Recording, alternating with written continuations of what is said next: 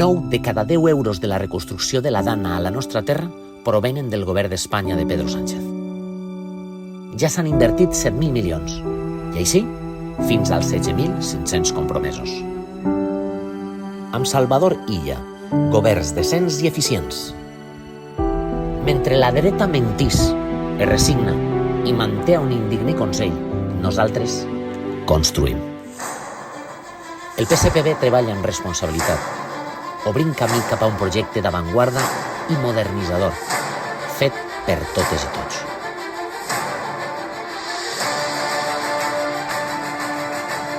Hem iniciat el curs polític en força i unitat.